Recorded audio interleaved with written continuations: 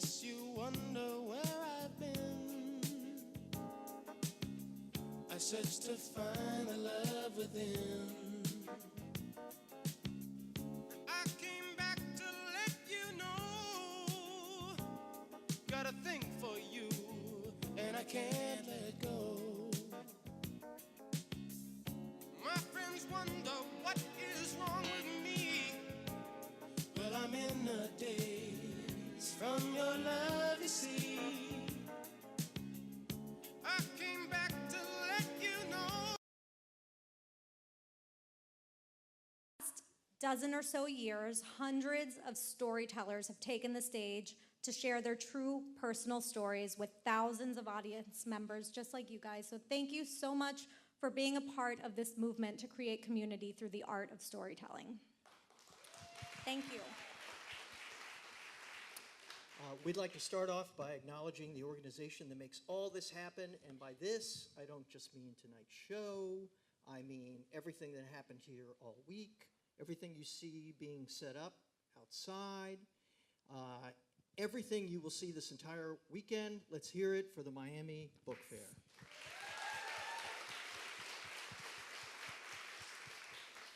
Oh, wait, I got you something. Hold on. Sorry. Already she's gone off script. I just got you a little something for our 10th anniversary. I'm so thoughtful. For me? For you. Our 10th anniversary. Our anniversary. Our anniversary. Yes, our anniversary, our 10-year anniversary. Okay, because like my wife is right there. Yeah, I know. Hi, Denise. You don't remember? November 9th, 2007, right here at the book fair, at the Write Out Loud tent, down there on sexy Northeast 2nd Avenue. You and me, we shared our very first lip service. That's right. Oh 10 my God. years ago this week, Nick and I were both first-time lip service storytellers 10 years ago. That really is unbelievable. I mean, it feels like yesterday. I can see it now. You told this tawdry story about hooking up with a cop who was like twice your age. I did. I was 17. Oh, you told a story about that charity bike ride you did where your ass got chafed. That was a good one.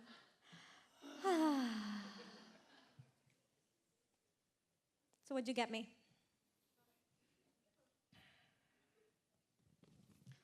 Give me this shit. Men, read your lines. Okay. So, sometimes lip service solicits stories about a specific universal topic. See how I bounce back from that? Love, sex, power, the courtship rituals of the late Elizabethan period. This time we didn't specify a theme. If it was true and it was personal, we considered it. And so, tonight's stories are intense, hilarious, heartbreaking, lovely, sweet, and some of them are just totally whacked. Totally whacked. Tonight's stories will take you into a prison, inside a prison. From a consultation with a Miami Santera to the countryside of Gonaive in Haiti. From a car dealership in Peru to the shark-infested waters of New England. Tonight you'll hear stories about lost loves and found connections, about the tenacity of shame and the power of faith. Before we begin, a couple of things. One, I want to acknowledge Lip Service's founder. She's here somewhere. There she is, Andrea Askowitz. Without her, I don't know, where would we be? I don't know. I don't either. Please take a moment to silence your cell phones so that there are no distractions, but your phones are the only thing you should silence. Lip Service is all about, how many of you have been to Lip Service before? Okay, so you know it's all about what you just did right there. You can laugh, cry, whoop and holler, all the things that you can't do at tomorrow's Walter Isaacson presentation of his biography on Leonardo da Vinci. You can do all of that, and actually you should do all of that here. The readers will appreciate it. Have you got that? Let me hear you say, got it. Wow, Esther, I think they got it. I think some of you should do that at Isaac Jacobson's reading of Da Vinci's whatever other, because that would just be funny if you did that. I might show up for that reading. Okay, so first to the stage is Luis Felipe Garcia. You know him. He has you a love following. him. So do we. Luis says all day long, I asked him, what's your day job? He said all day long he hustles for a living. And he said his dream job is writer/hustler. And now as I read that, I wonder if he meant a writer for hustler. It's a possibility. Anyway, I asked Luis to tell us something that his mother doesn't know, and he said Mom doesn't know the half of it, and that's pretty bad because what she does know is already kind of horrific. I bet you she doesn't know about his dream job, though. Just saying. Here to take us into Creative Confinement 101, please welcome Luis Felipe Garcia.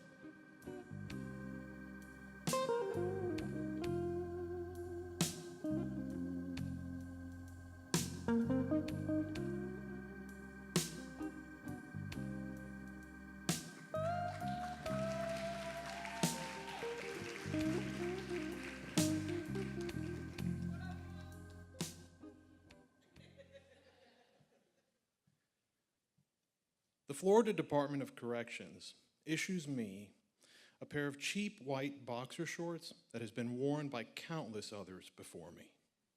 Skid mark and all. I note that this is not just one person's shit, but the shit of hundreds, maybe thousands, building up in the fabric over time, getting darker and darker with each solitary fart.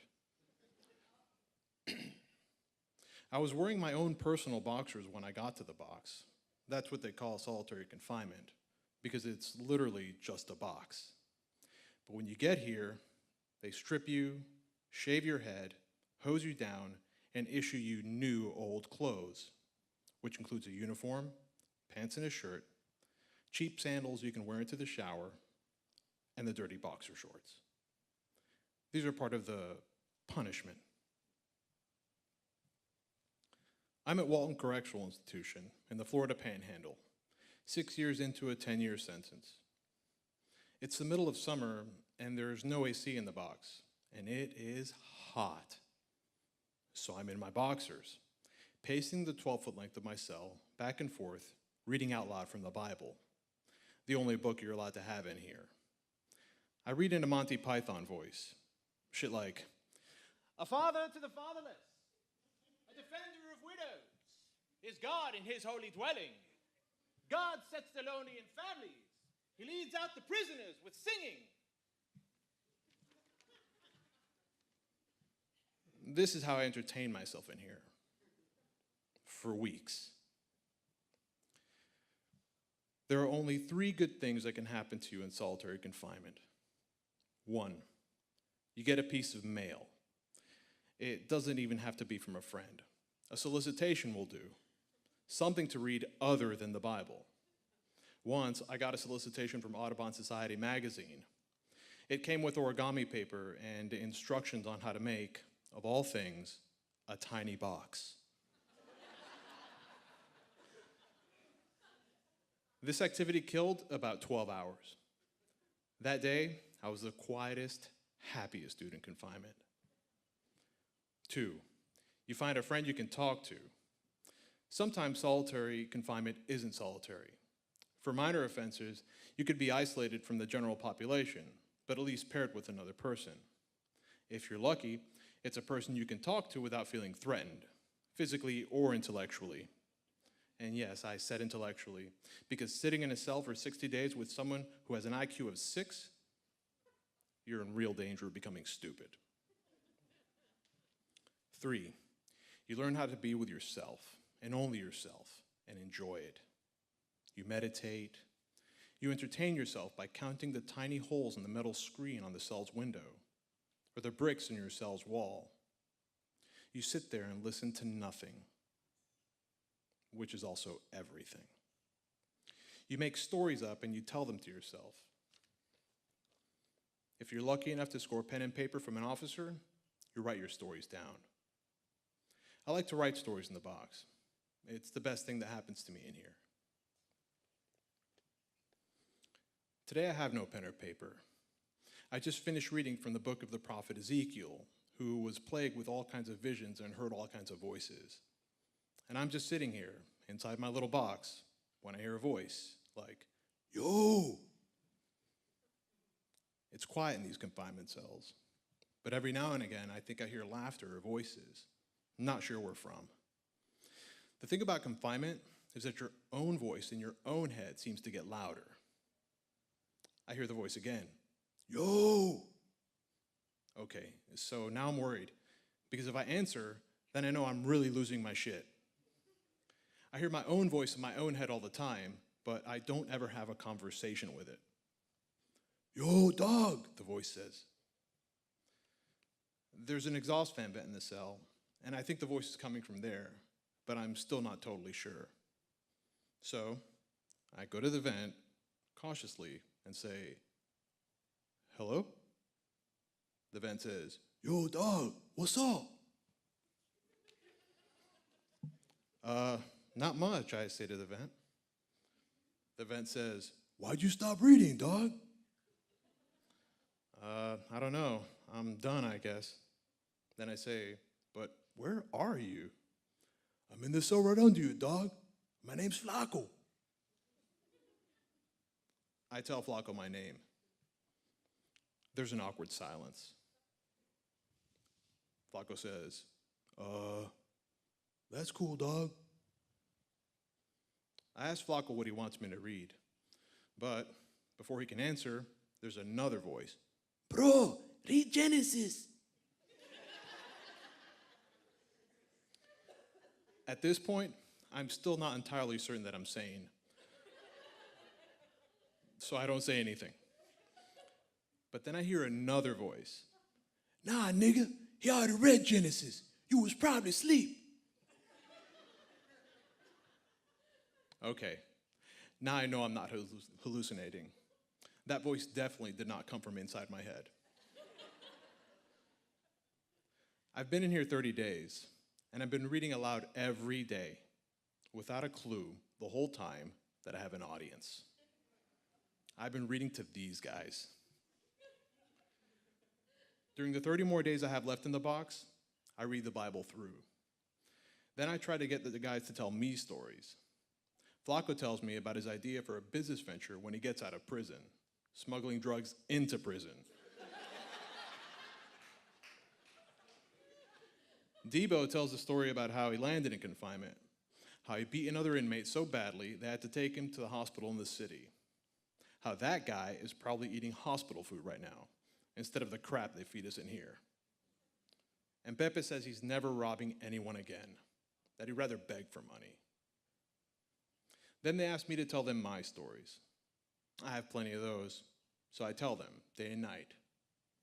I tell them about the time I accidentally overdosed on 200 hits of LSD, and about the time one of my best friends died out there in the drug game.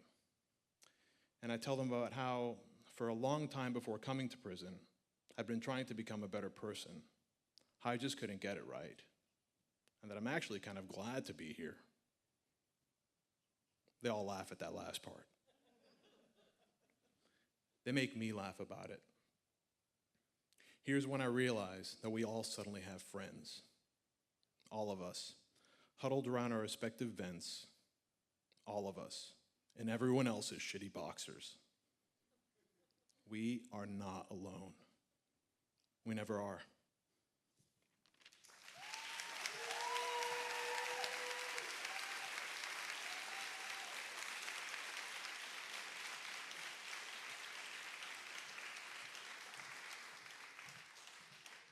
Let's hear it for Lewis. Oh my God, I think he has a whole new fan club. I think Lewis is the first storyteller in the 11-year history of lip service who has done time in solitary confinement or overdosed on 200 hits of acid. Did you catch that? 200? I have to admit, the fellow who just read Lewis's story is actually an imposter. The real Luis Felipe Garcia is at home working on buttoning his shirt, his t-shirt, over and over. Actually, that really was Lewis, who has just published his first book, and it's entitled Missing, a collection of short stories that was just published by Miami's very own Jitney Books.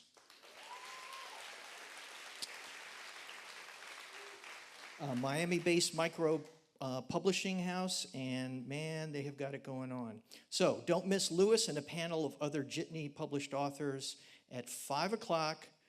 Put this on your agendas. 5 o'clock on Sunday in room 8202. That's Sunday in room 8202. We need to support our local authors, right? Especially the good ones. And be sure to buy Lewis's book, which is available online and, of course, the day of his presentation. Next up, Juby Arreola Headley. Anybody know Juby? There we go. Juby describes himself as a nonprofit consultant and a freelance writer with no qualifications. But Juby is working on those qualifications, and I know because I'm in the process of writing his recommendation letters to several creative writing graduate programs around the country. Juby wants to earn an MFA, which stands for Master of Fine Arts. And my advice to him, and I've already suggested it, that he needs to follow up his MFA, as Esther and I both did, with an MAD. Know what that is? That's a marry a doctor. No, we both did, Esther and I. We asked Juby to tell us something about himself. Oh, that's killing you, huh? There's the doctor right there. We asked Juby to tell us something about himself his mother doesn't know. He told us it was his body piercings. Fair enough. But I have a feeling his mother doesn't know the story you're about to hear. At least, I hope not. With his story, Horseplay, please welcome Juby Arreola Headley.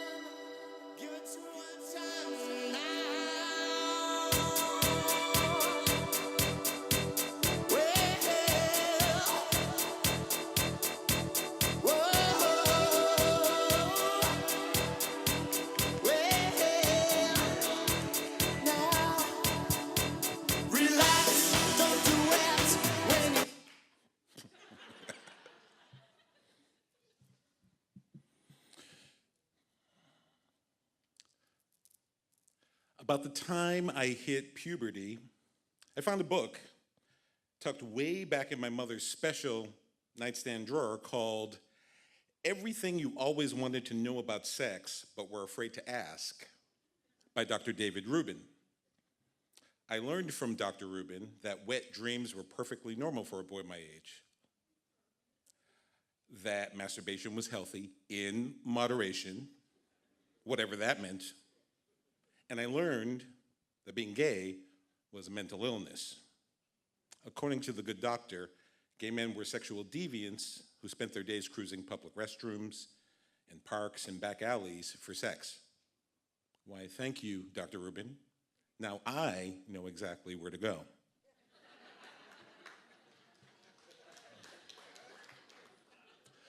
My parents had never talked to me about sex. They left that job to my 10th grade sex ed teacher, who described gay people as sick.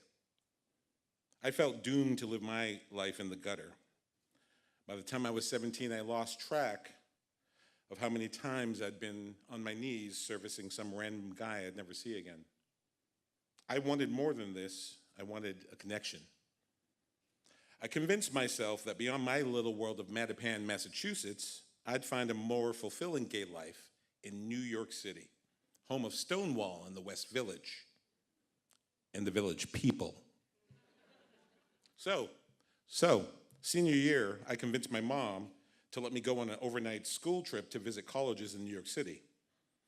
I planned a little side trip for myself after the college tours.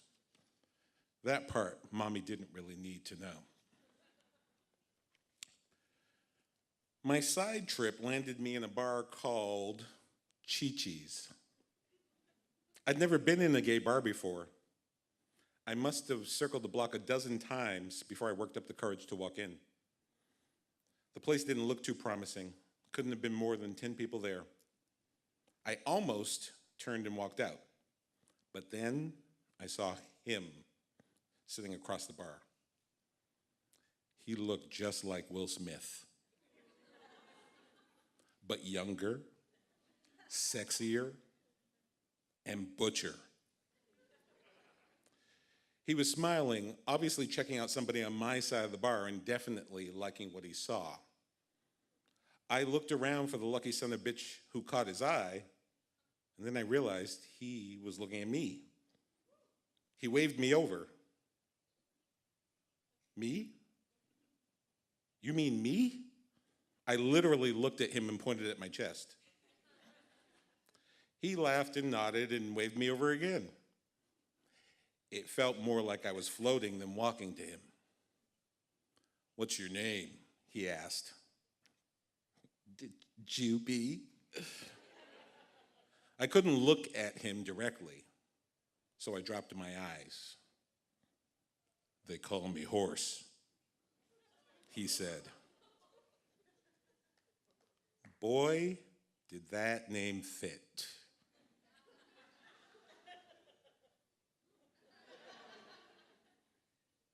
Horse said, "You want a drink, sexy?"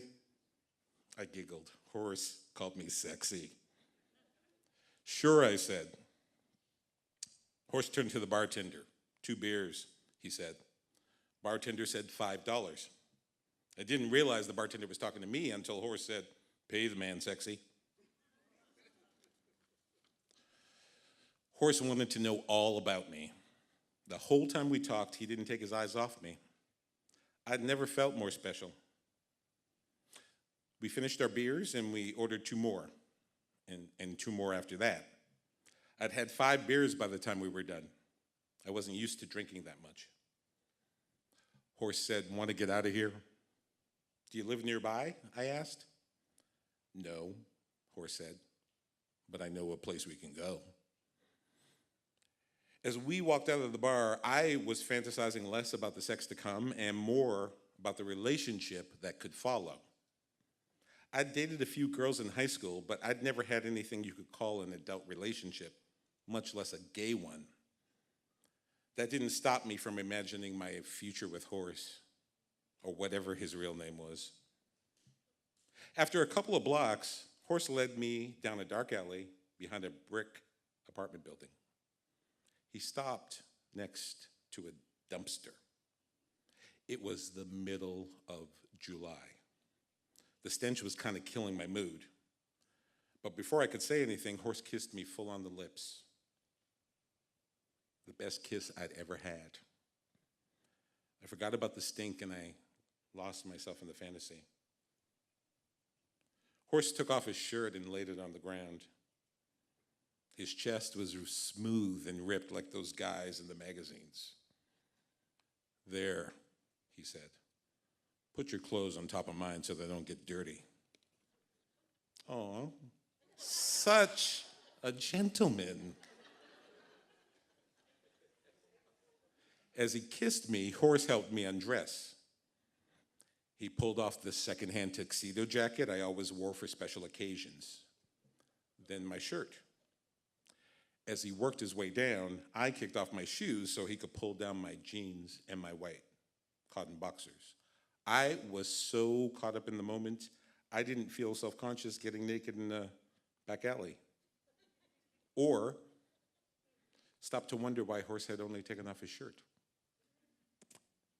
Turn around, Horse said. I want to see that bubble butt. I turned around and spread-eagled wide against that brick wall.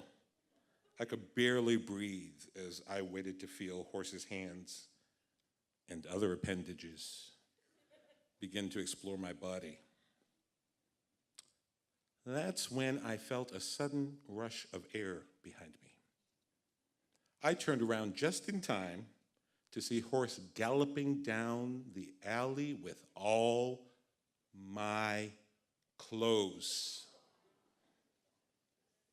I ran after him, 1 block, and then 2, and then 3.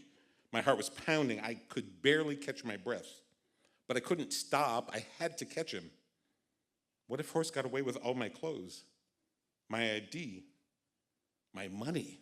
I'd have to find a police station, naked, or more likely the police would find me first. Someone was bound to call 911 about the naked black kid tearing ass through the West Village.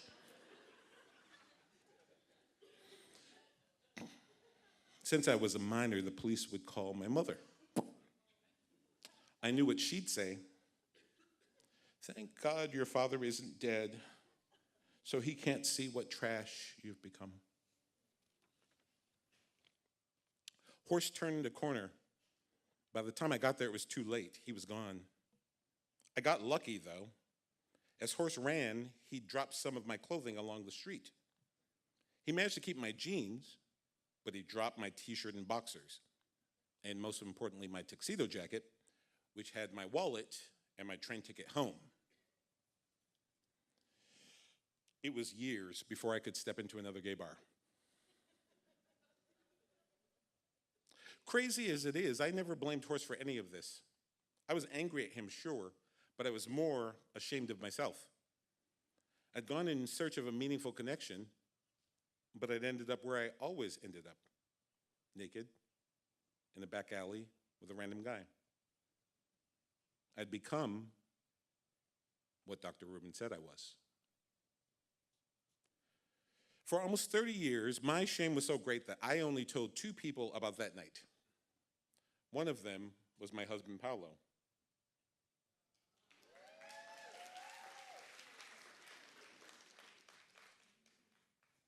We'd been together for 3 years before I found the courage to share the story with him.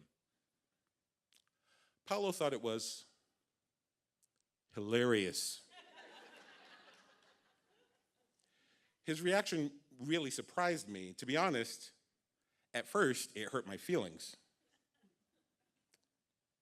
But then I realized Paolo was able to laugh because he didn't see me as I had seen myself, as I still saw myself. His reaction helped me realize that I wasn't trash. I was just young and naive and trusting. And those traits are only weaknesses when people try to exploit them. Thank you.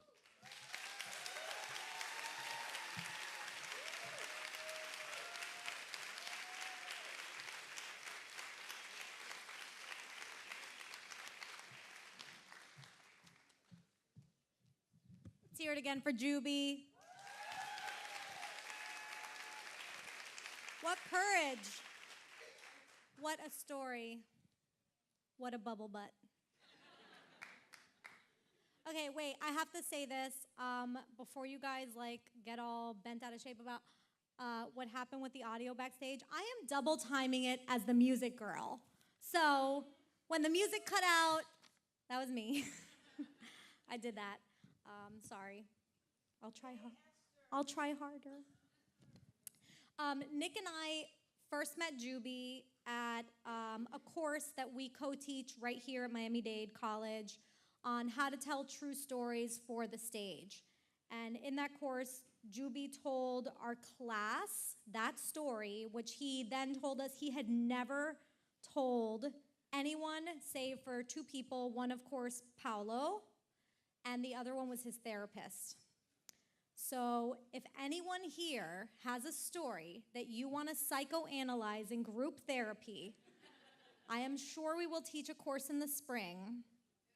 For more information on that, check out our website, www.lipservicestories.com. Don't forget the stories, because if you do lip service, I've never been there, so I won't tell you what you'll find on that site, but just lipservicestories.com.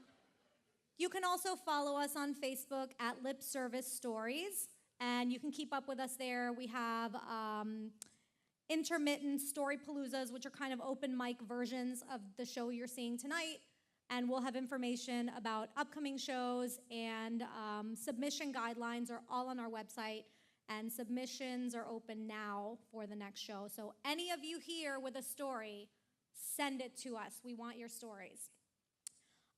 Next up is Nadine Said Gonzalez. Yay, Nadine.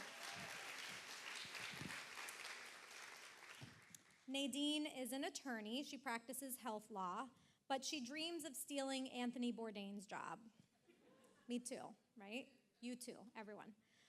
We asked her what she most misses about Gonaive, Haiti, and like a true foodie, she said the food, grilled conch with hot peppers sold roadside on the bus route. Here to tell us more about Gonaive, please welcome Nadine Said Gonzalez.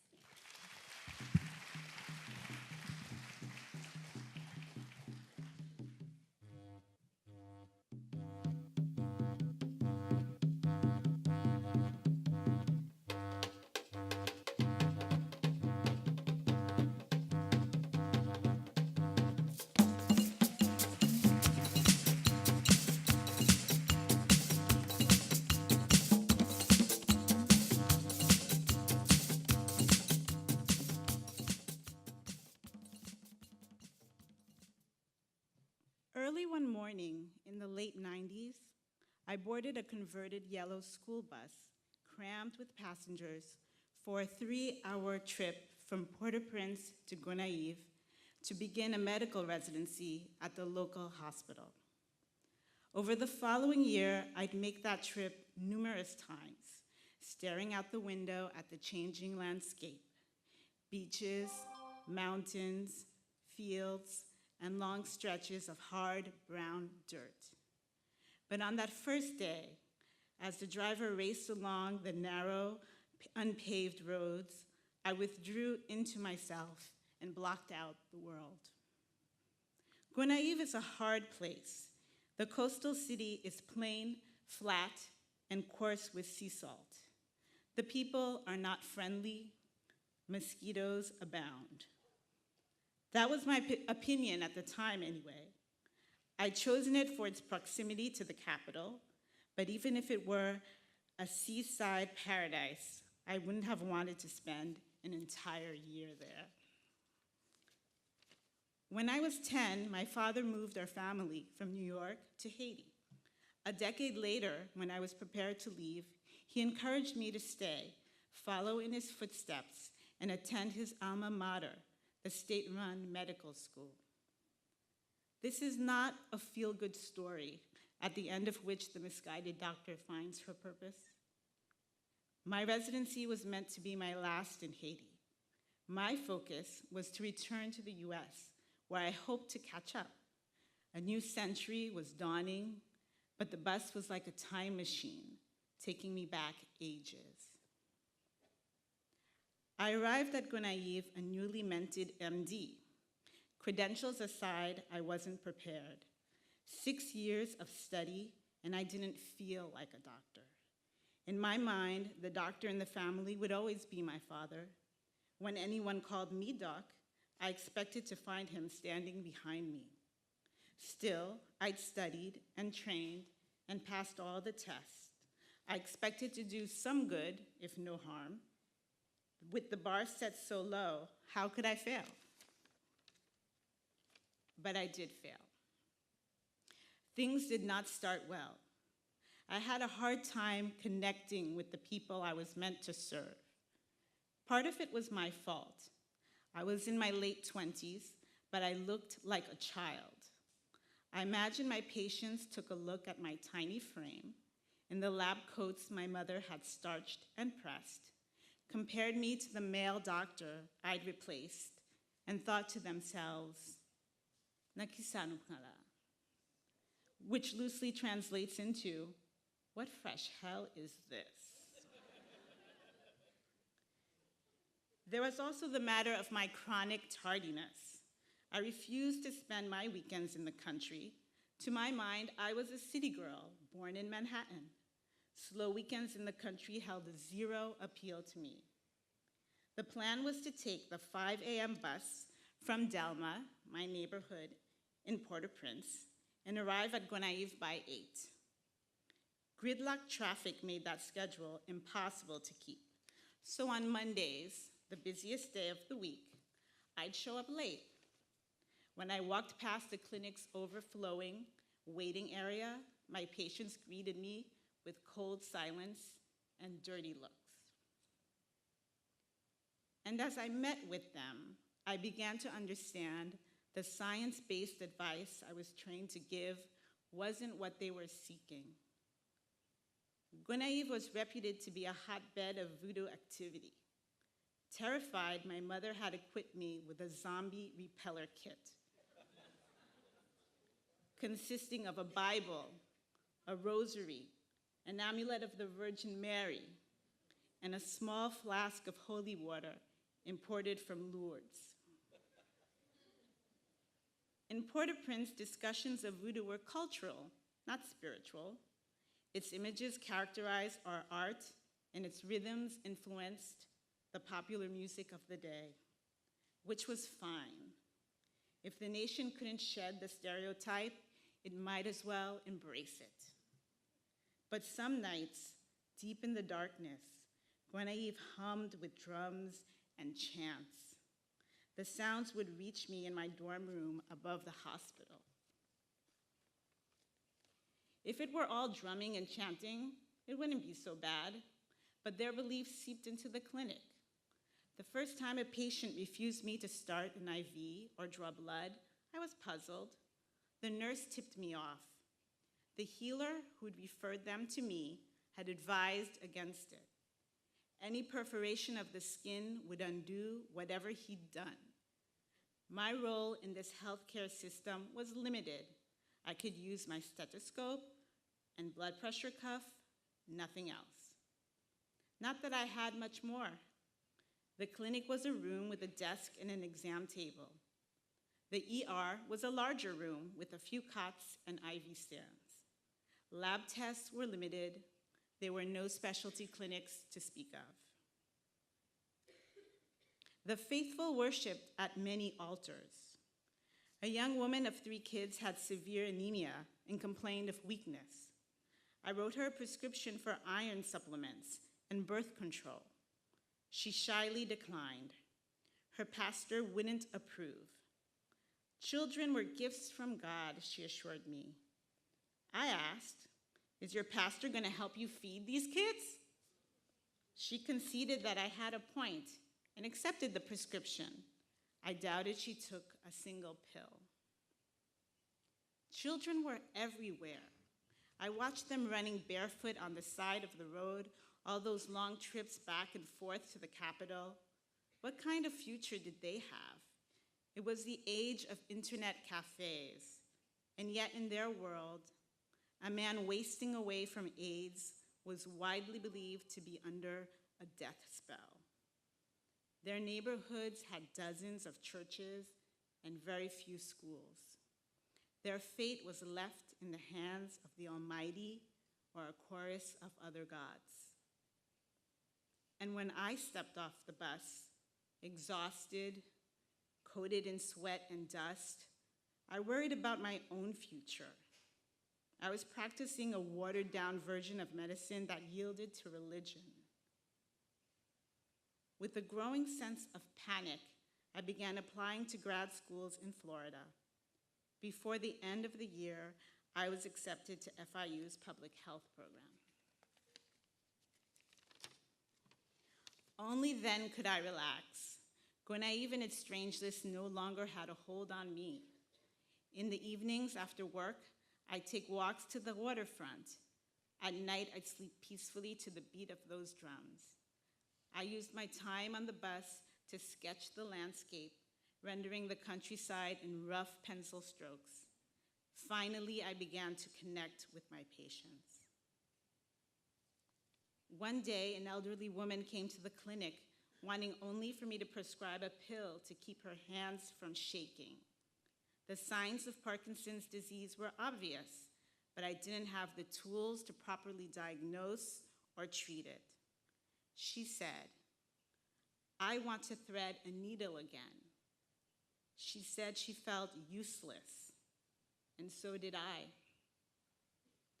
The woman left resigned to her fate, and I had a better understanding of mine. I couldn't heal her. The most I can do was listen and hold her hand steady. The rest was up to the gods, the Almighty, and all the others.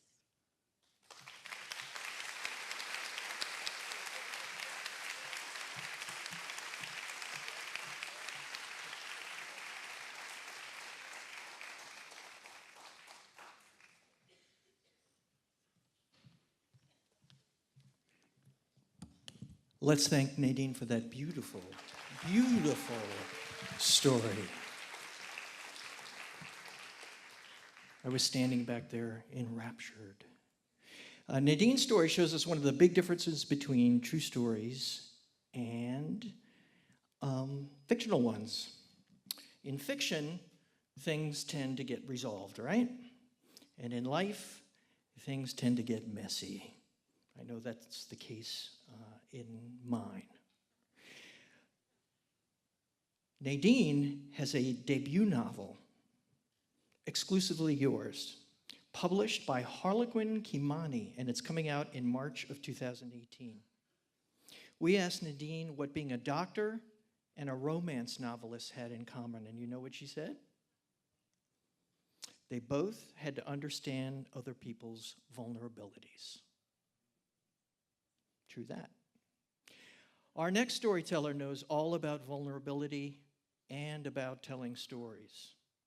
If you're a regular to Lip Service, or a fan of spoken word poetry, or if you're in college, you know all about Asia Sampson. Asia Sampson's The Asia Project has been seen on HBO, Def Poetry Jam, and has shared the stage with artists such as Janelle Monáe, Jill Scott, DMX, Mos Def, Dead Prez, and KRS-One. Since 2009, the Asia Project has shattered college booking records for the most book poetry act in the entire country. With more than 600 shows, and I think tonight he said it was actually more than 800 shows, and that's a lot of shows. We've been lucky to have Asia perform at several Lip Service shows, and tonight, our luck continues, and so does yours. Presenting his story, Bathtub, please welcome Asia Sampson.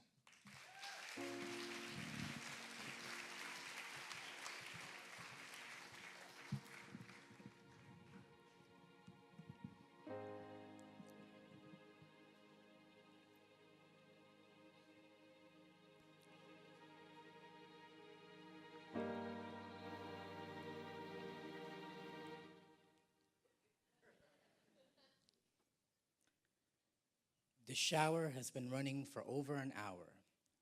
When I find her, she's sitting cross-legged at the far end of the bathtub, and without looking up, she says, "The blood has finally slowed down." These were the first words she's spoken since the hospital. I'm sure she's been waiting to speak until now, at least here, with the water streaming down her face. There's no way for me to tell if she's been crying. She says, "Remind me tomorrow to cancel the baby registry." What am I supposed to say? I'm supposed to be good with words, but right now, there's a bright pink river snaking its way towards the drain, and I can't get my tongue to paddle us upstream back into her womb where we left our happiness yesterday. I read the story of a 12-year-old boy locked for 2 years in the bathroom, the light switch covered with duct tape to keep him from turning on the lights. When they found him, he was too weak to climb out of the bathtub on his own. Before that, I read the story of a 3-year-old child hung upside down and beaten with a frying pan, then left to die on the floor while his parents fucked on the air mattress next to him. Before that, I read the story of a 6-year-old girl who felt the only way to overcome the bullying was to hang herself with a jump rope. a jump rope.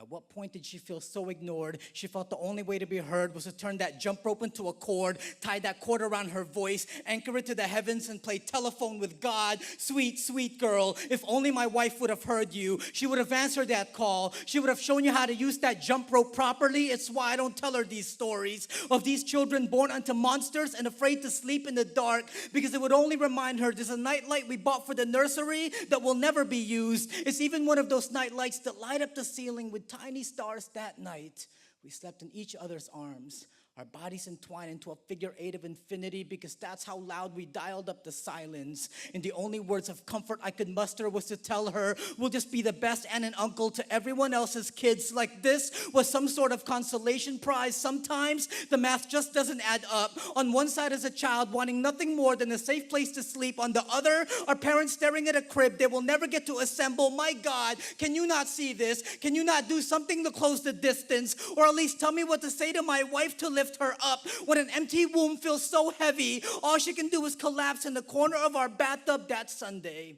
As I sat in church with my arms crossed, I glanced over to find her on her knees, her surrender telling me that sometimes the only way up is to hit the ground. The whispered prayers will reach heaven further than my screams, and for 2 years she did this, not once getting loud, stacked each prayer on top of the other until it was high enough to pierce the clouds, and finally he answered. His cross appearing in the window of that positive pregnancy test, and now I'm bent over the same bathtub I found her years before, giving our 2-year-old son a bath. He splashes water on the floor, laughs when I get angry, and when we finish, when I tell him to put his bath toys away, he kisses each one just before he drops it into the basket. He knows how to love because he is loved. He knows how to love because he is loved. I pray every child could be as lucky.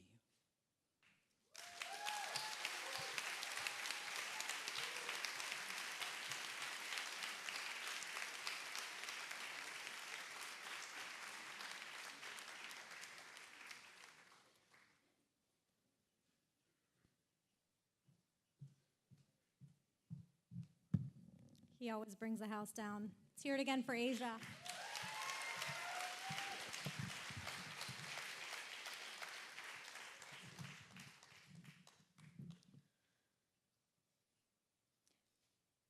Asia fans and new Asia converts, he's headlining a show tomorrow aptly titled Storytellers 3 at Main Street Players Community Theater in Miami Lakes. We've actually done 2 lip service smaller programs there. It's a super intimate venue. It's beautiful, and it's an amazing storyteller, so don't miss it. Tickets are still available at mainstreetplayers.com. So, you know, we get submissions from all over the country. One of our storytellers later flew in from Ohio. And sometimes we get submissions from outside the country, and our next storyteller is Cecilia Lira, and she flew yesterday all the way in from Montreal to share this story with you guys. Cecilia describes herself as a housewife, a long-distance confidant to her family, and a part-time writer, but I will tell you, she's more than that. Cecilia is a published author, she's a woman of faith, and possibly she's a witch. With her story, The Reluctant Witch, please welcome Cecilia Lira.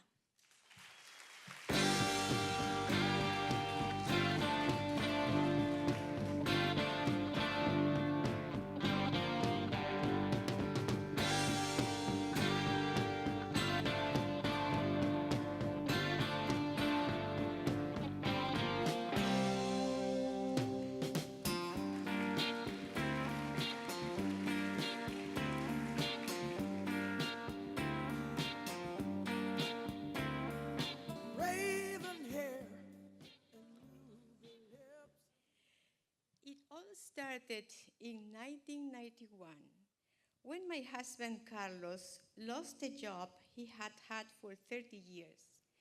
He had just returned to work after a long recovery from an abdominal infection that almost killed him. Carlos had been the CFO of a large corporate conglomerate since his 20s. Now in his 50s, finding a similar position was nearly impossible. We had a 16-year-old daughter and a 10-year-old son. In the backdrop of all this was the internal conflict between the Peruvian government and the Shining Path terrorist group. Our situation was critical. I prayed a lot, but I believed that God helps those who help themselves. So I also took action. I sold most of our furniture, personal belongings, and my car. We rented our house and moved to a small apartment. After 5 months of unemployment, Carlos was finally offered a sales job at a new Russian car dealership called Lada. He had never sold a thing in his life, and the pay was much lower than he had ever earned, but he swallowed his pride and accepted. Carlos was the oldest in that group of young salesmen who jokingly called him Pop. October came around, and although Halloween was not that popular in Peru, my daughter and I decided to pick Carlos up from work, dressed up in witch costumes. We thought it would give all the salesmen a good laugh. They were definitely surprised to see us in our hats, fake noses, and green makeup. They said, "You are such cute little witches." I couldn't have imagined then the consequences of our little jest. By year's end, the sales at Lada were more like nada.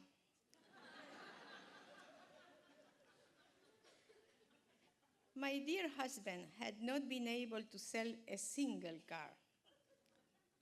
That's when my friend Nora made a suggestion.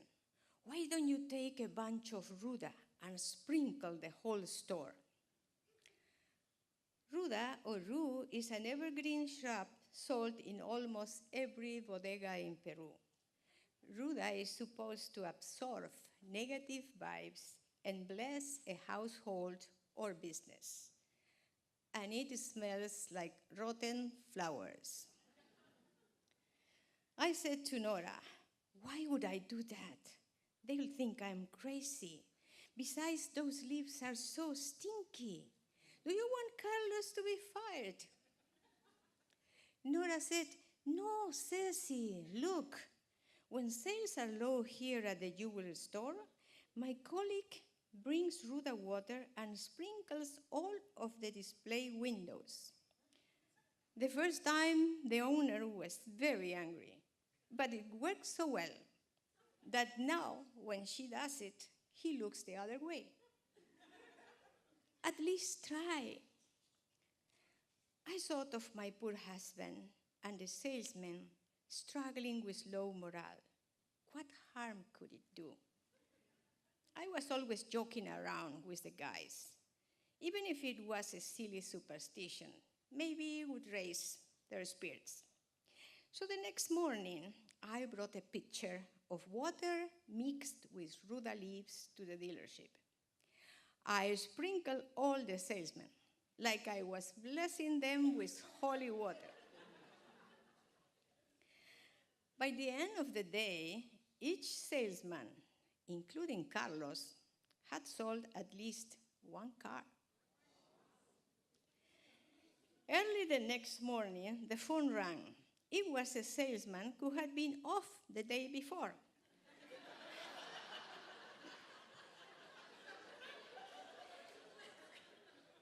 He wanted me to bring Ruda for him too. I laughed as I sprinkled him from head to toe. But the next day, he sold 2 cars. And from then on, sales improved. Coincidence? Of course. I figured those guys just needed to relax so they could close a sale, which was fine. Except they started calling me for Ruda every few weeks and referring to me as the little witch. That part wasn't so funny anymore. Sometime later, a salesman, Roger, called to report that the showroom janitor was dying. I said, "But why are you calling me? Take him to a doctor." Roger said, "Mrs. Lira, we wonder if you could heal Pedro." What? I said, "What do you think? That I am a real witch?" Roger said, "Sí, señora. I mean, no, señora." I'm sorry. Maybe it's all in his mind, but Pedro comes from a town in the Amazon jungle. And, well, his ex sent him a doll punctured with pins. He has lost weight and has dark circles around his eyes. He fainted in the store basement and keeps saying he's cursed to die. Please, please help him. Oh, shit, I thought. Me and that stupid costume. Me and the blasted Ruda. He probably won't die. But what if he does? I don't want that on my conscience. I said, "Roger, look, to start, when Pedro is around, talk about how my powers help you sell cars like popcorn. After that, I'll think of something." I let my fame circulate for some days before stopping by the store. When Pedro came to greet me, I grasped his hand, I scrutinized his eyes, and furrowed my brow with concern. "Have you been feeling sick lately?" I asked. "Dizzy spells, lack of sleep, fear, and confusion." Pedro started trembling. He said, "Sí, señora, exactly." I walked him away from the store and lowered my voice. "I have seen everything in your eyes. Someone tried to put a curse on you, but don't worry, it didn't work." I thought my job was done, but then Pedro started crying. Between sobs, he confessed to me how he had left a woman and child back in the jungle to start a new life in the city. I calmed him as best as I could and insisted the curse had not worked.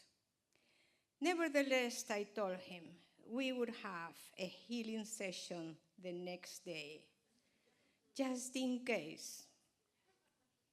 That night I had insomnia. My mind raced. I regretted my scarce knowledge of the dark arts of spells, charms, and curses. What rituals would a decent witch perform? Not that the ritual itself mattered. If he was truly sick, I knew there was no action I could take to save him. Pedro didn't believe in modern medicine. Even if he did, he had no money for a doctor. In the end, I settled on what I believed. God shows mercy towards us, little whining sinners. If sincere prayers would not cure Pedro, then that was the end of it. So I prayed. The next morning, I met Pedro near the store. I placed my hand on his forehead and said, "First, forgive this woman who tried to put a curse on you. Second, forgive yourself for this sin of your youth. Third, seek God's forgiveness, having faith in his mercy. And lastly, Don't ever go back to the jungle, carajo. Pedro agreed to everything, closed his eyes, and joined his hands in fervent prayer. Thereafter, he recovered his appetite, his sleep, and joy of life. Coincidence? I'm not sure anymore. Maybe the witchcraft really had made Pedro sick, or maybe it was all in his mind. Maybe my prayer really had healed him, or maybe it was all just the power of faith, which is the ultimate power. Either way, I felt proud of the small part I played in helping Pedro. It doesn't make me proud, though, that my nickname, the Little Witch, stuck forever.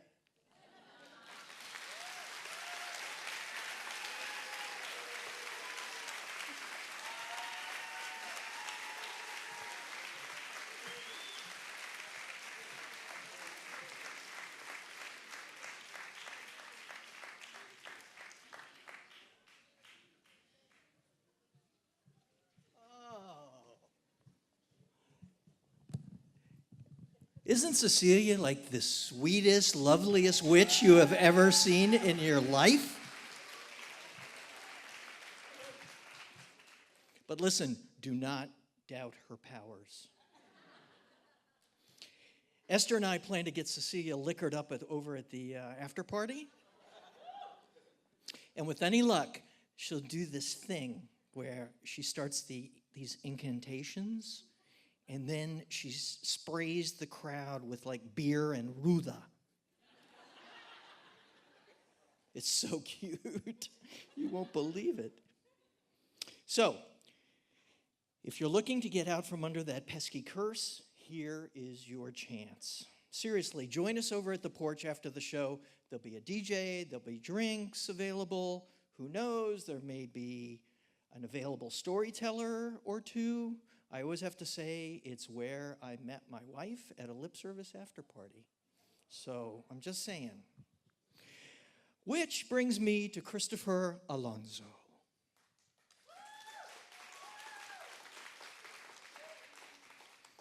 Christopher is young, he's smart, dashing, he's sensitive, he plays the piano, he dances flamenco. You may wonder why a catch like Christopher remains uncaught. It's complicated. Here to explain is Christopher Alonso with his story, Haunted.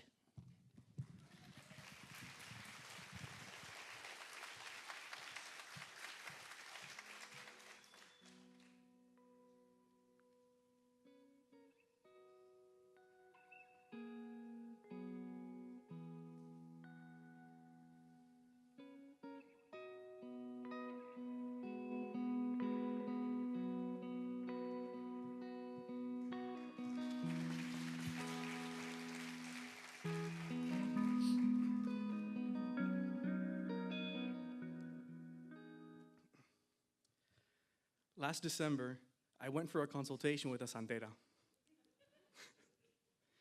She told me my grandfather died of lung problems, that my dad had diabetes, that my mom had a difficult pregnancy, all true. The whole time she spoke to the spirits in the room casually, like they were all sitting around us playing domino. She craned her neck, like someone had whispered a secret in her ear. She asked me, "Me acá, ¿tú tienes pareja? Do you have a partner?" I said, "Nunca, never." She leaned back in her chair, her hands folded over her lap. "So who's this man that walked out of your life?" Sweat pooled in my lower back. My fingertips tingled, like the blood in my body didn't know which direction to flow. La santera waved me closer. She said, "Él es un cobarde, un niño de teta." He was a coward, a mama's boy. She pointed to the spirits in the room like they knew it too. She said, "There's more to this. Dímelo. Tell me everything." So I did, every detail. We'd met in Miami in the summer of 2015. He was reading a story on stage. His hair was styled and parted. He had on a button-down shirt, the sleeves rolled up just below the elbows. The rectangle glasses didn't hurt either. I turned to my friend and said, "Fuck, I need to meet this guy." Another friend introduced us, and we spent the evening bar hopping around Coral Gables. He said he lived in New York, and he was only in town for that weekend. At the end of the night, at the corner of Salcedo and Miracle Mile, we traded phone numbers. And when he kissed me, we snapped together like magnets. I had never felt romance like that, ever. We kept in touch for months. Because I couldn't stop thinking about him, I saved up enough money to spend a long weekend in New York. I'd never done anything so methodically impulsive. We met in Hell's Kitchen. He walked into the restaurant wearing a gray sport coat, his hair messy on purpose. I pretended not to notice him until he approached the table. We hugged. I kissed him on the cheek. He said, "You look great." I said, "You look better." The restaurant was dim. We ate a lot of sushi and downed a bottle of sake. My insides were backflipping. "Come on," he said, "I'm taking you to some gay bars." The bartender at the first bar asked if we were together. We looked at each other, not sure how to answer. The bartenders, who were all wearing cowboy boots, started line dancing on top of the bar. I had my first Manhattan ever, served in a big martini glass. I'd never felt gayer.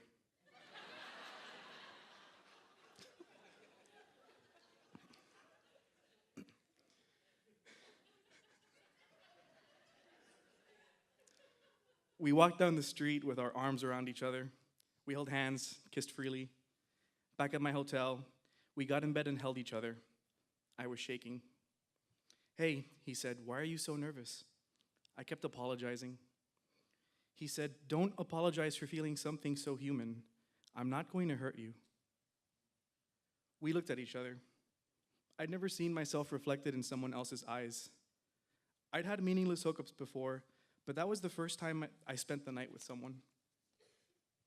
The next morning, still in bed, we made plans for the following day. I watched him dress and tie his tie. I resisted the urge to tie it for him. I spent that day walking around the city. Standing on a quiet corner of Bryant Park, I cried into my phone while two of my friends listened. I told him I had never felt such desire, such intimacy. I felt wanted. The next day, we met at Penn Station. We kissed as crowds rushed past. We went to Central Park, learned how to throw a boomerang, and then walked to a restaurant. It was windy out, and I was shivering.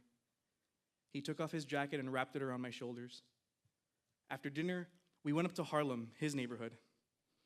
We walked through St. Nicholas Park, talking about our plans for the future. I wanted to graduate, write, publish, move to the city one day. He wanted to enroll in a public health program, water conservation. I told him I wanted to get to know him. I told him I wanted him in my life. He smiled. "I've got an idea." He said, "Tonight, let's go to Stonewall, to the place that allowed us to be us."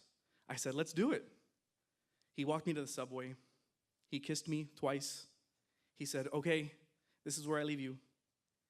Back at the hotel, I showered and put on my charcoal sport coat.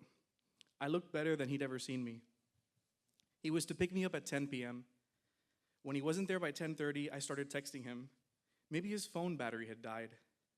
When he hadn't answered by 11 p.m., I worried he'd been mugged. By midnight, I started to feel angry. I left a voicemail.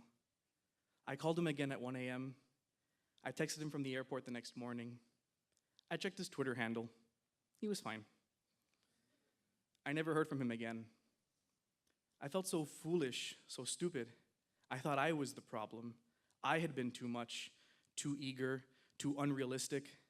I tried to convince myself that everything I had felt for him was just in my head. But the pain in my chest was real. The tears were real. Thinking of him made my body ache, made everything slow. He haunted me like an invisible scar. I wanted to be rid of him.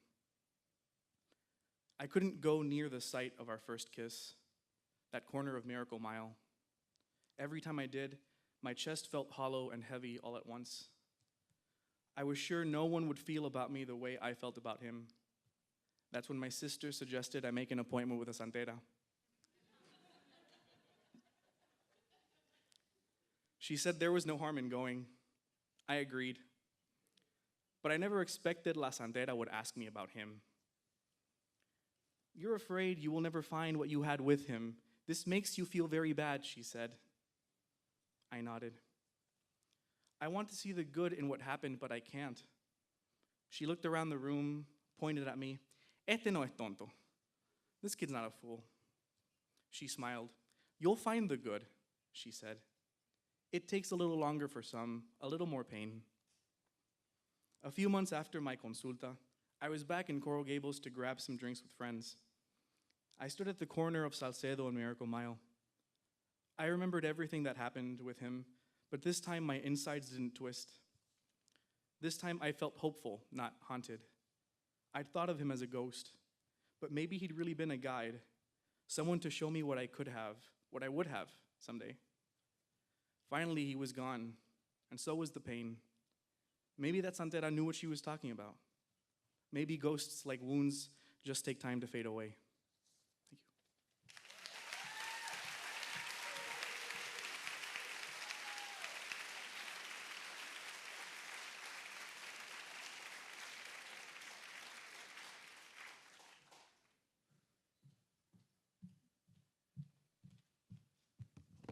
There's so much magic in this show.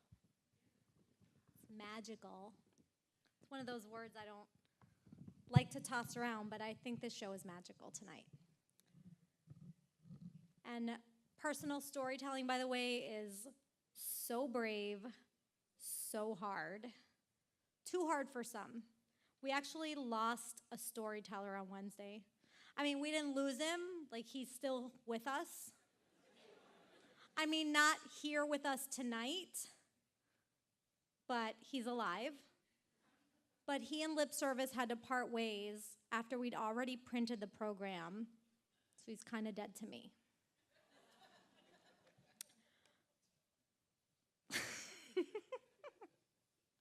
I'm so petty.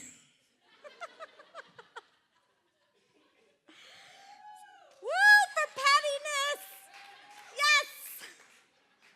Thank you for validating my worst quality. You guys are awesome. This is my people. So anyway, tonight, we didn't have enough time to put the stuffer, I think is what it's called, in your programs. So I should announce that tonight the role of J.D. Urpino would be played by his understudy, the wonderful, the incomparable, Nicholas Garnett.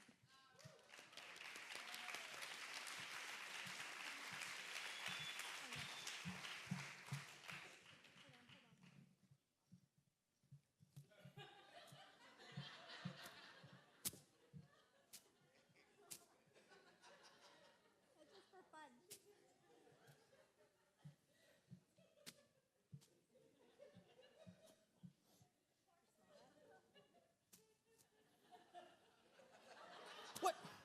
Wait a minute. Is that parsley?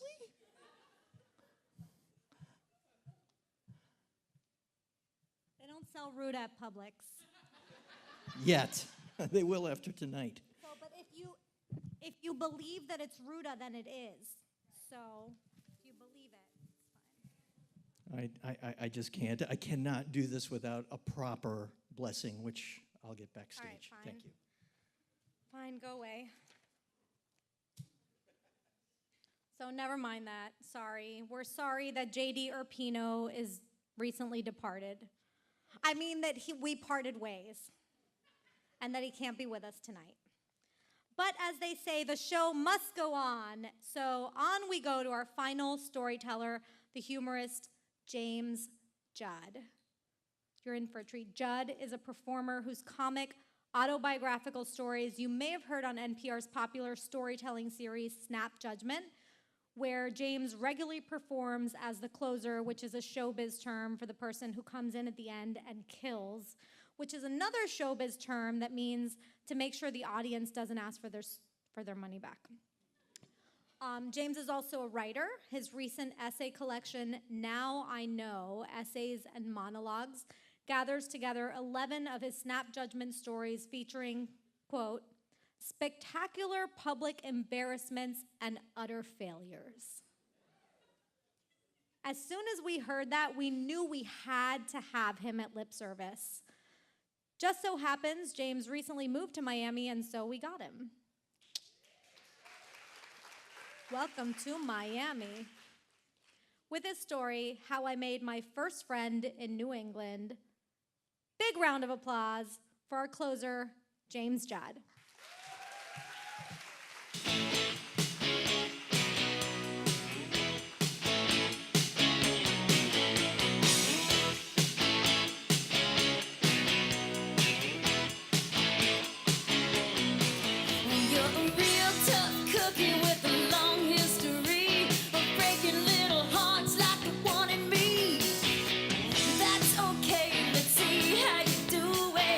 Hello, Miami! I have always said that before the end of the world, I'm going to play Miami, and I just made it. I'm so excited to be here. I'm so excited to be here with all these wonderful, wonderful. I've learned so much tonight. I have. Have you learned? I've learned things about prison. I learned things about sex and alleys. I learned things about witchcraft. Nicholas is straight. I mean, girl, you need to hear it from a friend. But I always have this problem of what to wear. What do I wear? What do I wear on stage? And somebody said, well, just wear what you wear on the radio. And I was like, oh, that's perfect. I know exactly what I'll wear.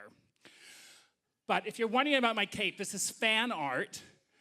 A fan made this and sent it to me. And of course, if anyone sends me things, I will wear it. Okay, maybe I added a few of the beads, some of the lights, and a few feathers. But otherwise, I'm saying if you send me something, I will wear it. Listen, I blame Cher. Now, I know that's a stretch, but stick with me. My mother was from Las Vegas. And when I was about 10 years old, she took me to Caesar's Palace to see Cher. And during the encore of the show, Cher ran out into the audience and she touched me on the head. Boom, instantly gay.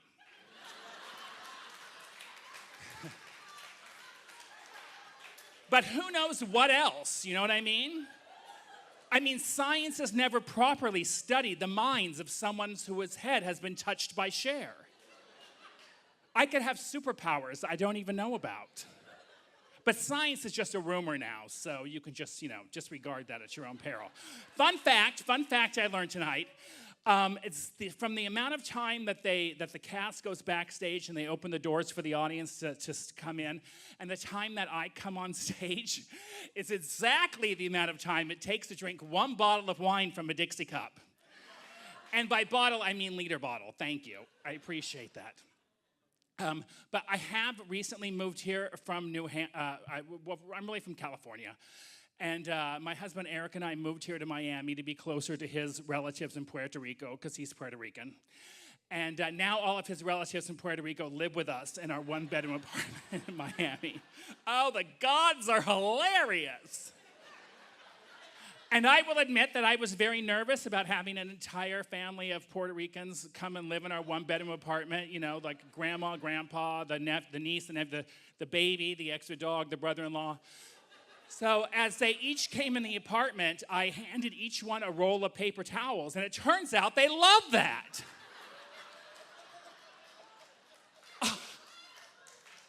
I mean, who knew?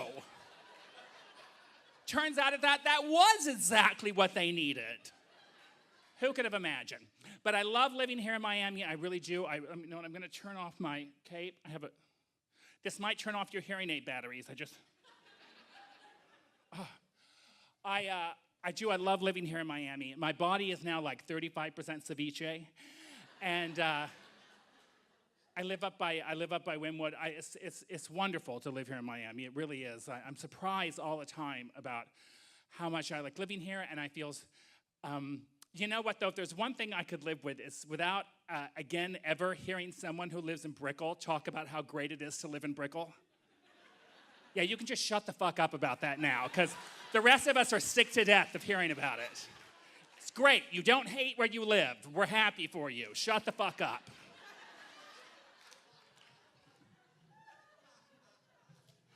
But, anyway, so I'm thrilled to be here for my first time at Lip Service, my first time performing in Miami, my first time at the Miami Book Fair. Just now, when I was backstage doing lines off the back of the toilet in the men's room, I thought to myself, wow, I am really part of something bigger than myself. So since this is so many first times, I decided to tell you a story about a first time, and this story is called How I Made My First Friend in New England. Late 1990s, well, I've just moved from Los Angeles, California to New Hampshire, a state that I've never even visited before, to go to law school. Now, I chose New Hampshire, this law school in New Hampshire, not so much for the academic credentials, which were fine, they were fine, but because I really liked the pictures in the brochure. Oh my God, what beautiful pictures they were. They showed lots of tall trees and endless blue sky and bald eagles soaring and an old brick law school covered with ivy and a big green lawn in front of it covered with colorful fall leaves and law students laying amongst the leaves and laughing. Oh, oh, oh. Oh, it's so much fun to know a lot about the Constitution. Now, I'm the type of person who gets everywhere early. Law school starts in August. I arrive in May. And it's me and my miniature dachshund Snorkel, and we rent this little beautiful greenhouse on a lake and a pond. It's just beautiful. Well, I don't know if any of you have ever been to New Hampshire. By applause, anyone here been to New Hampshire? Yeah, so no one. So anyway, that's really all there is tall trees and birds and bugs. And you know, I don't know a single person here. Well, one afternoon, Snorkel and I, my miniature dachshund Snorkel and I, were outside, wandering around the lawn and looking at the trees and the birds and the bugs. And I'm eating tortilla chips because that's a hobby of mine. And all of a sudden, I begin to choke. And in that first instance of realizing that I cannot take in air, it occurs to me that I don't know a single person in all of New England. If I die right here, no one is going to be looking for me for months. I mean, poor Snorkel, she'll have to eat me to survive, and she will, because dachshunds are cute, but they are vicious motherfuckers, so she will survive. But me, it'll be August before someone comes to look for me. So now I'm running around, I'm throwing myself against logs and trying to do the Heimlich maneuver, and finally I cough up this tortilla chip and I say, I need a friend. So I go to Boston and I start picking up community papers looking for some sort of club to join. And I find one, the Boston Lesbian, Gay, Bisexual, Transgendered Scuba Club. Now, by applause, how many people here have ever been part of a lesbian, gay, bisexual, transgendered scuba club? By applause. Yeah, so about half. So it turns out this group is doing a shark cage dive off the coast of Rhode Island in 2 days. I scuba dive. I've always wanted to go on a shark cage dive. This is the chance for me to meet some new people, make some new friends. Look at me multitasking. I'm practically an attorney already. So I make a call, I write a check, I buy a map, I drive through the night to this little port town in Rhode Island. I arrive at 4:30 in the morning. It's pitch dark, and the fog is really thick, and the foghorns going boom, boom, and the birds are going caw, caw, caw. And down at the end of this long dock, next to this deadliest catch fishing boat with a shark cage on the back of it, are about a dozen men and women with their scuba gear. I go down, I introduce myself. Very nice people, a very diverse group. This one's a real estate agent, this one's a cardiologist, this one works in a fleece making factory. All really nice people. But they're already friends, so they have things to talk about that don't involve me. So I go up on the cage and I start to take a look at the shark cage. It's about 10 feet tall. It's about this wide, this way, big enough for 2 people, and maybe half that size, this deep here. And on every corner, it's got a big red buoy to keep it floating at the top, and there's an emergency escape hatch in the top, and over here, there's a door with a really complicated lock because, the fish are tricky with the locks, It's made out of steel bars, and other than the big hole in the front, it seems perfectly safe. Well, I'm standing there, and finally someone says, hey, Mike. Mike is the leader of the group. Hey, Mike, it looks like everyone's here. Why don't we get started? And Mike says, well, everyone but Meg. And suddenly everyone gets really quiet. And the fog gets really thick, and the fog goes boom, boom, and the birds go, ah, ah, ah, they fly off. And I realize everyone is really tense. What is it about this Meg person? Everyone is really obviously very upset about this Meg person. But I think, well, you know what? I want to know, but I'm the new person. I should just maybe just stay here and wait and see what happens. And then finally someone says, hey, Mike, does Meg know that this is gonna be a mixed group? He says, I don't know. Ask her yourself. Here she comes now. Boom, boom, boom. You can hear her coming through the fog before you see her, and the fog gets really thick, and the birds fly off. Caw, caw, caw. Some of the birds have come back in the interim, but now they fly off again. Caw, caw. And then Meg appears, bigger than life, bigger than me. Tall, curly red hair, white beater, no bra, like scuba pants, neoprene pants, a great big shark knife, steel-toed boots. She's got like a lit cigarello coming out of her mouth, and on either shoulder, she's got a big steel tank of air. I mean, at this point, all she really needs is an eye patch and a parrot, and she'd be a pirate. And Meg looks around the group, and then her eyes land on me, and she says, I thought this was gonna be a girly boat. Well, I did not know what to do. I completely panicked. I curtsied. Milady? Well, the boat starts heading out toward open water, and after about an hour, the captain comes down, sort of a short guy with a weak chin and a mullet and an Iron Maiden t-shirt. And he says, we need 2 volunteers to make chum. Meg says, I'm gonna make chum. He says, okay, I need a volunteer to make chum with Meg. And all the eyes go to the new guy. So I say, okay, I'll make chum. Here's chum. You have 2 garbage cans, one filled with freshly dead fish, one empty but for a shovel. And one person scoops the dead fish into the shovel, while the other person chops it up until basically you have like a garbage can full of gazpacho, is what you have. So I'm making chum with Meg, and the fog burns off. It gets really hot, and the boat is rocking. The fish guts are flying up, and it stinks. And now no one really wants to talk to the new guy. He smells like fish guts. And if I even start to a little bit, Meg goes,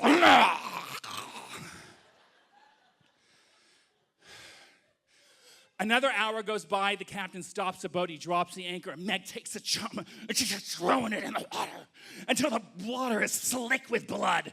And everyone on the boat takes a spot on the boat, and we're looking for a shark because it's nature. There's no promise you're going to see even one shark, but, we hope.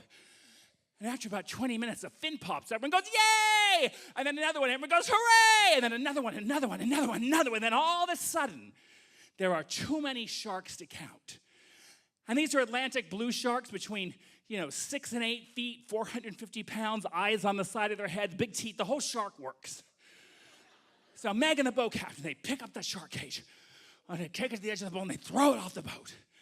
And the captain starts letting out this rope, and the cage floats out about 100 feet.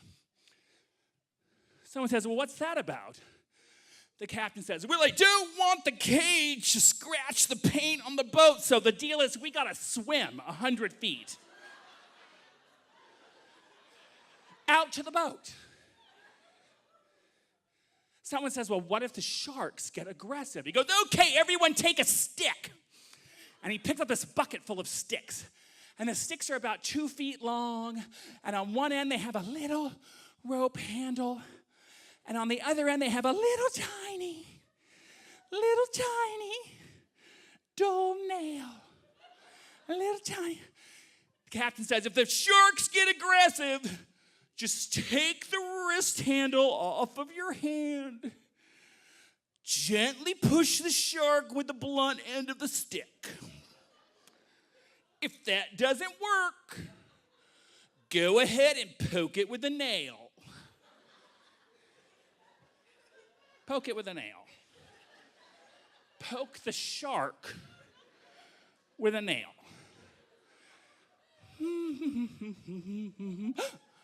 Ow! Ah! Someone says, well, who's gonna go first? Meg says, I'm going first. And she puts on her gear and she pulls down her mask, she puts on her regulator, she grabs 2 handfuls of chum and she does a backflip in the water. And we watch her swimming out to the cage. We follow her bubbles and we're waiting. And we know she's in the cage, and after about 10 minutes, she opens up the emergency hatch and she leans out and she says, there's a whole lot of fucking sharks in here. Well, people go out 2 by 2, and just as I knew it was gonna happen, I knew it. I was gonna be one of the last people picked for a team. And yes, it happens. At 3 o'clock, they pair me up with this tiny little woman named Cindy. She's like 65, she weighs about 80 pounds. She works for LL Bean. She's got a lot of funny stories about that. But she doesn't seem like she could be that much help in an emergency. Also, I noticed that now Meg is cleaning out the chum. There's like no more chum for all the uncountable number of hungry sharks. So I say, Meg, what are we gonna do? She goes, I got 1 bucket of chum left here. That's just enough to get you out to the cage. I say, well, yeah, but what happens when we have to come back from the cage and the hungry sharks have no more chum? She says, that's what we're gonna find out. So Cindy and I, we take our sticks and we jump in the water and we're swimming out to the cage.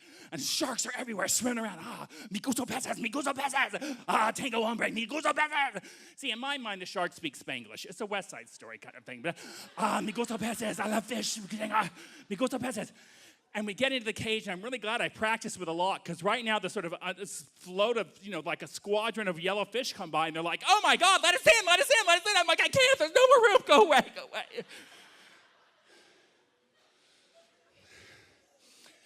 I mentioned the hole in the cage. Well, that's so you can hang your National Geographic camera out of the hole. We don't have one of those. We just have a hole and a lot of hungry sharks. Well, right now, one very, very sort of skinny juvenile shark swims into the hole and it gets stuck right behind its neck, or where its neck would be if sharks had necks. And it's looking at us like this, like, you got some fish? You got some fish? Like, I don't have any fish. Mommy, you got some fish? Mi gusto peces. And so he's in the corner like this. Well, sharks can't swim backwards. They can only go forward. So we can't just be here with half a shark in the cage. So I take my stick off and I tie the rope to the side of the cage and I just sort of very gently press against the nose of the shark until it pops out. Ay, muy bueno, and it swims off. Mi gusto peces. Beep, beep, beep, beep, beep, beep, beep, beep. Suddenly I hear my alarm. I look down at my air regulator. I have 500 pounds of air left. I'm almost out of air. I don't know if I had a leak or if I just used up all my air being excited about the show. It doesn't make any difference. I'm almost out of air. I have to go back to the boat. I look at Cindy's regulator. She has 18 pounds of air. She weighs 80 pounds. She can stay here all night. I have to leave, right? So I turn to my stick, and my stick has come untethered from the cage. And now it's on the surface, floating off to Italy or wherever sticks go when they want to be free. I don't know. It's way out of reach.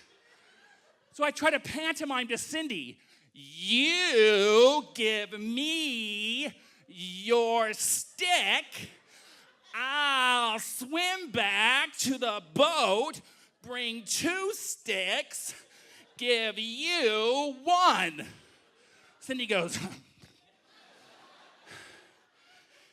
so fine, I'm going back without a stick, and I exit the cage, and I begin swimming back toward the boat. My tank is going, but I can't go to the surface because then you lose all your mobility, and you got to keep your eye on what's happening. And here's a fun fact.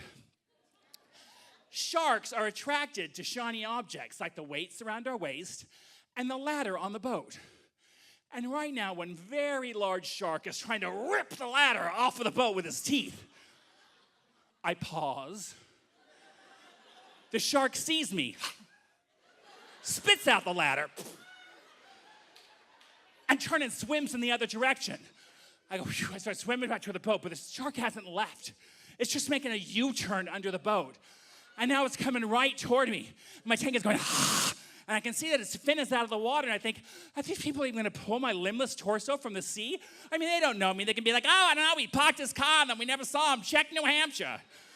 And it's coming and coming and coming. Finally, we are nose to snout So I do the thing they tell you to do on National Geographic. If you're ever nose to snout with a shark, I make the biggest fist I can, and I punch it in the face as hard as possible. And for a moment, the shark freezes. And he goes, "Ay, puñeta!" And it swims away. And all the other sharks freeze, like, oh my God. Dios mío, he just wanted some fish.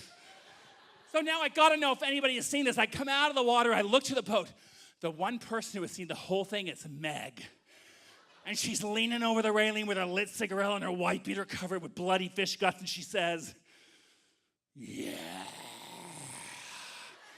So I swim back to the boat as fast as I can. Mez pulls me up by my tank. She throws her arm around my neck and she says, "This guy just punched a fucking shark! This guy just punched a fucking shark!" Open your mouth. She takes the beer bottle. She bites off the top, just pouring it down my throat. And now the captain is pulling the cage back in with Cindy still in it, going like this. And then the cage back up on the boat. They turn the boat back toward Rhode Island. Meg throws her arm around my shoulders, and that's how I made my first friend in New England. Thank you, Miami.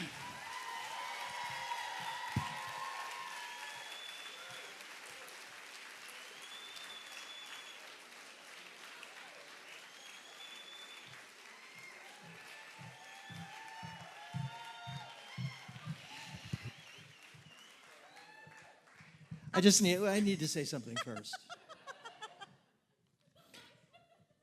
I thought about it for a long time. Go ahead. It's really eaten at me all these years. Yeah. And I just thought that this would be the place to announce it. Okay. I'm straight. Wow. Are you guys surprised that Nick is straight? Nick is straight. No, but I did want to thank James a lot for Yeah. outing me Yeah. in front of 350 people. Thank you, James. The incredible James Judd. Are you kidding me? I am so glad we did all our jokes before he came out. And I No almost more jokes. I almost wore that same cape. Whew. Wow. What's left to say? I mean, I'm not sure anymore. Should we Okay, read so this shit? our closer killed, right? He killed it. Which means you're not leaving until you pay us another $10 each. Oh, yeah. Cough it up, people. Look, how can you not buy James's book, Now I Know, which is available online, at the Books and Books tent all day tomorrow and Sunday, and better yet, go to his session. He's got a session on Sunday called Learning the Hard Way. It's at 1:30 in room 3314. Buy his book, have him sign it, and if you're lucky, he may out you in public. I only like to learn things the hard way. It's the only way I know. And that's our show. That's it.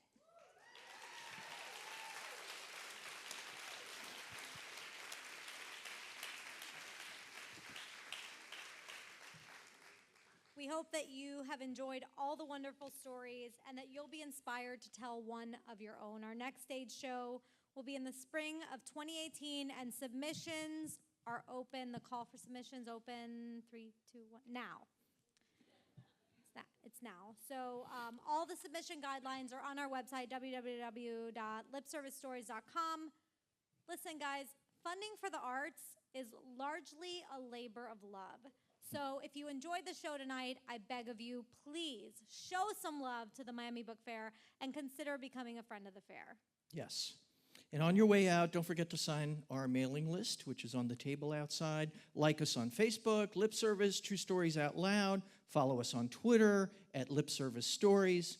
And don't forget to thank Miami Book Fair for everything. They're the best. And don't forget to come to the porch for the after party. It's right outside. There's going to be a DJ. It's happening. The party goes on after this. Storytellers, come on out. Let's bring the storytellers back out to the stage.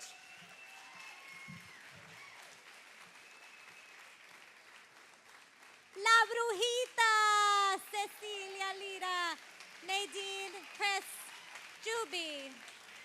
Come on out.